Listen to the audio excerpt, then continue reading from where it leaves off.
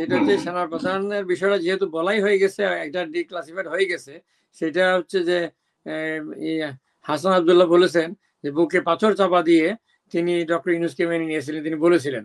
তো এটা আমি মনে করি কথাটা কিন্তু প্র্যাকটিক্যাল, কারণ ডক্টর মোহাম্মদ ইউনূস একজন আন্তর্জাতিকভাবে সমাদৃত নোবেল লরিয়েট, তার ইন্টারন্যাশনাল একটা অ্যাকসেপ্টেবিলিটি আছে, এবং এরকম একজন লোককে রাষ্ট্রের সরকার প্রধানের দায়িত্ব দিলে তার কাছ থেকে ক্ষমতাটা ছিনিয়ে নেওয়া, ইচ্ছা থাকলে, মনের ভিতরে অভিলাষ থাকলে খুব কঠিন।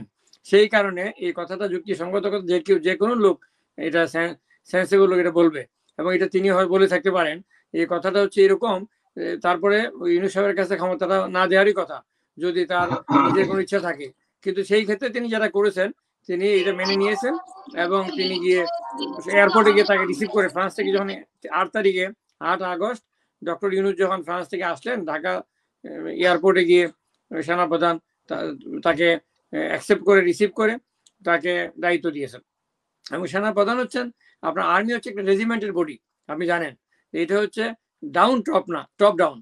উপর থেকে কমান্ডার কমান্ড করে, ডু অর ডাই বলে, সামনে দেখা যাচ্ছে যে একটা গর্ত আছে, একটা মরতে হবে, আগুন আছে, অর্ডার দিচ্ছে যে গো হেড, এবং এটা সোলজারকে ফলো করতে হবে, কমান্ড মানতে হবে, লয়াল থাকতে হবে।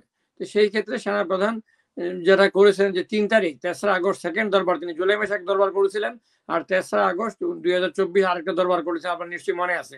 সেই দরবারে একজন আর্মির একজন major, sitting major, major Gani Bhuiyan, তার নাম কুমিল্লা বাড়ি, তিনি সেদিন দোয়া করেছিলেন, হে আল্লাহ আমাদেরকে জালিমের হাত থেকে আমাদেরকে মুক্তি দান করেন। তখন শেখ হাসিনা কিন্তু প্রধানমন্ত্রী। 3রা আগস্ট 2024 কথা বলছি। সেনা প্রধানের উপস্থিতি দোয়া করা 3বার তিনি বলেছেন জালিমের হাত থেকে আমরা মুক্তি চাই, এবং সেনাপ্রধান বলেছেন আমিন আমিন আমিন। তখন সেখান থেকে আর্মির কিছু জুনিয়র অফিসার সেনাপ্রধানকে উদ্দেশ্য করে বলেছেন, স্যার আপনার প্রধানমন্ত্রীর বিরুদ্ধে, মাননীয় প্রধানমন্ত্রীর বিরুদ্ধে দোয়া করা হচ্ছে, আর আপনি আমিন আমিন বলছেন। তখন সেনাপ্রধান উত্তর দিলেন যে, তাকে ডিফেন্ড করে উত্তর দিলেন, যিনি দোয়া করেছেন তাকে তো দোয়া করতে তিনিই দায়িত্ব দিয়েছেন। তিনি বললেন যে তিনি একজন ইসলামিস্ট লোক, এবং তিনি দোয়া করেছেন আল্লাহর কাছে, আল্লাহ তো আমাদেরকে বলেছেন জালিমের হাত থেকে মুক্তির জন্য দোয়া করার জন্য। এটা তো ইসলামের মধ্যে এই কথাটা আছে।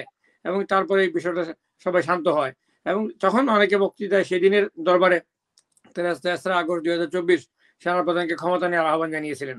তখন তিনি উত্তর দিয়েছিলেন, এগুলো পাবলিকলি নিউজ এসছে পত্রিকায়। তিনি বলেছিলেন যে আফ্রিকার দেশগুলোর দিকে আপনারা তাকান, মালির দিকে তাকান, একটা দেশের নামও উল্লেখ করেছেন, সেখানে কি অবস্থা হয়েছে সেনাবাহিনী ক্ষমতা দখল করার কারণে। সেনাবাহিনী ক্ষমতা দখল করা এটা কোনো সঠিক পথ না, এবং গণতন্ত্রে সেনাবাহিনীকে সহযোগিতা করা দরকার। কারণ আমার রিসার্চের একটা অনুষঙ্গ আছে সিভিল মিলিটারি রিলেশন, সিএমআর।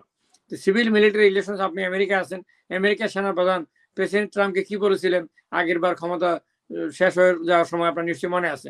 তো সেনাবাহিনী যখন সিভিল রুল, ডেমোক্রেটিক রুলকে ফলো করে, সেনাবাহিনীর সম্মান আছে। আপনি যেমন বলেছিলেন যে 42 নম্বর সিরিয়াল, নো ওয়ারেন্ট অফ প্রেসিডেন্সে সেনাপ্রধানের সিরিয়াল নাম্বার 12, আর জেনারেল হিসেবে, ফুল জেনারেল হিসেবে কাউন্ট করা হয়, এবং সেনাপ্রধান হিসেবে কাউন্ট করা আরেকটু আগে আসে। মেজর জেনারেলদের একটা ওয়ারেন্ট অফ প্রেসিডেন্স আছে, লেফটেন্যান্ট জেনারেলদের আছে, এবং সেনাপ্রধানের আরেকটু আগে আসে। যাই হোক, তো বিষয়টা সেটা না, সেটা হচ্ছে যে শেখ হাসিনার যে পদত্যাগ করেছেন, এই ঘোষণাটা কিন্তু আর কেউ দেয় নাই। এটা জেনারেল ওয়াকারুজ্জামান জাতির উদ্দেশ্যে ভাষণ দিয়ে সেদিন বিকেলবেলা 5ই আগস্ট 2024 ঘোষণা করেছিলেন যে মাননীয় প্রধানমন্ত্রী শেখ হাসিনা পদত্যাগ করেছেন।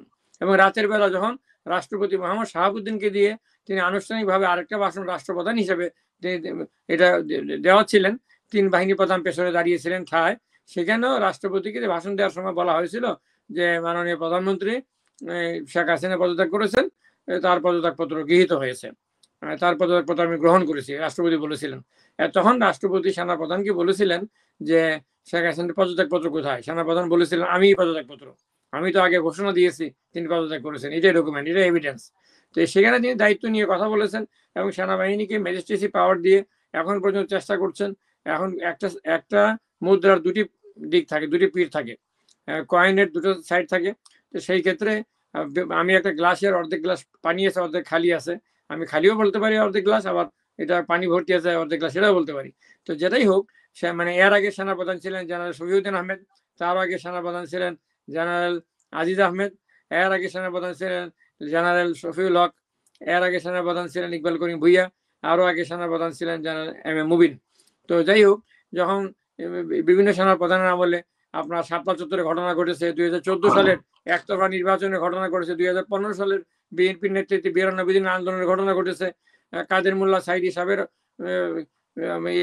ফাঁসি বা জুলুম করে ফাঁসি দেওয়ার সময় অনেক লোক মারা গেছে, হেফাজতের শাপলা চত্বরের ঘটনায় অনেককে হত্যা করা হয়েছে, ইলিয়াস আলী চৌধুরী আলম সহ অনেককে গুম করা হয়েছে।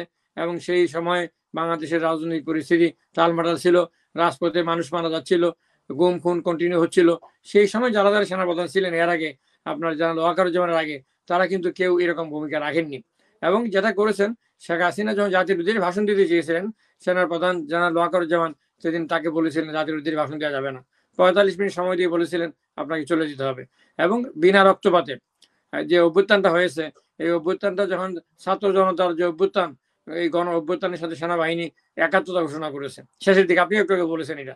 এবং এই একই রকম ঘটনার তুলনা করতে পারেন আপনি রিসার্চের কারণ হিসেবে, from part of my research, general Nuruddin Khan withdrew his support and allegiance from Hussein Mohammad Ershad, the then president and lieutenant general retired, who ruled the country for 9 years, almost 9 years, 8 years and 9 months, something like this. সেই ক্ষেত্রে general Nuruddin খান যেভাবে সেদিন general এরশাদের কাছে ক্ষমতা নিয়ে গণতন্ত্রের পথে নির্বাচনের দিকে সরিয়ে দিয়েছিলেন, একেবারে জেনারেল ওয়াকারুজ্জামানের তুলনা হতে পারে জেনারেল নুরুদ্দিন খানের মতো 1990 সালের ডিসেম্বরে, 6 ডিসেম্বর যেভাবে সরকার পতন হয়েছিল, ঠিক একইভাবে 2024 সালের 5ই অগাস্ট একইভাবে সরকার পরিবর্তন হয়েছে এবং একটা নির্বাচনের দিকে আমরা সামনে এগিয়ে যাচ্ছি একটা ইন্টারিম গভর্নমেন্টের মাধ্যমে। তখন একটা ইন্টারিম গভর্নমেন্ট হয়েছিল, তৎকালীন প্রধান বিচারপতি শাহাবুদ্দিন আহমেদকে অস্থায়ী প্রেসিডেন্ট বানিয়ে, প্রেসিডেন্ট এরশাদের কাছ থেকে ভাইস প্রেসিডেন্ট মওদুদ আহমেদকে রিজাইন করিয়ে ভাইস প্রেসিডেন্টের পদ খালি করিয়ে সেই পদে তৎকালীন চিফ জাস্টিস শাহাবুদ্দিন আহমেদকে ভাইস প্রেসিডেন্ট নিয়োগ করে, ভাইস প্রেসিডেন্ট নিয়োগ করার আগে তৎকালীন ভাইস প্রেসিডেন্ট মওদুদ আহমেদ পদত্যাগ করার ফলে, পদটা শূন্য হওয়ার কারণে, প্রেসিডেন্ট এর পরে পদত্যাগ করার ফলে, প্রেসিডেন্ট হুসেইন মোহাম্মদ এরশাদ পদত্যাগ করার ফলে, প্রেসিডেন্টের পদটা শূন্য হওয়ার কারণে তখন ভাইস প্রেসিডেন্ট শাহাবুদ্দিন আহমেদ অস্থায়ী প্রেসিডেন্ট দায়িত্ব গ্রহণ করলেন। এবং তাকে যে দায়িত্ব দেওয়া হয়েছিল এটা সংবিধান লঙ্ঘন হয়েছিল, কারণ সংবিধানে প্রধান বিচারপতির পদে থেকে আরেকটি লাভজনক পদ সাংবিধানিক অধিষ্ঠিত হতে পারেন না, রাষ্ট্রপ্রধানের সর্বোচ্চ পদে তিনি হয়েছিলেন। কিন্তু সেখানে রাজনৈতিক দলগুলো ঐক্যবদ্ধ ছিল, একমত ছিল এবং তারা জাস্টিস শাহাবুদ্দিনের দাবির মুখে তারা তাকে কথা দিয়েছিলেন, প্রতিশ্রুতি দিয়েছিলেন যে সরকার পরিবর্তন হলে যে দলীয় ক্ষমতা আসুক তারা জাস্টিস শাহাবুদ্দিনকে প্রধান বিচারপতির পদে ফিরিয়ে দেবে। এবং পরে তিনি প্রধান বিচারপতির পদে ফিরে গিয়ে তার যতদিন মেয়াদ ছিল দায়িত্ব পালন করেছিলেন। এরপরে আমি 90 সালের সাথে তুলনা করলাম বর্তমান অবস্থার, একই সাথে আপনি 96 সালের জেনারেল নাসিম, আবু সালেম মোহাম্মদ নাসিম বীর বিক্রমের যে ব্যর্থ অভ্যুত্থান ছিল তার সাথে আমি তুলনা করতে যাচ্ছি এখন 2007 সালের 1/11 বা 11 জানুয়ারির যে কু ছিল, 96 সালটা অঙ্কুরেই ব্যর্থ হয়ে গিয়েছিল, আর 2007 সালেরটা 2 বছর ঠিক এরপর ব্যর্থ হয়েছিল।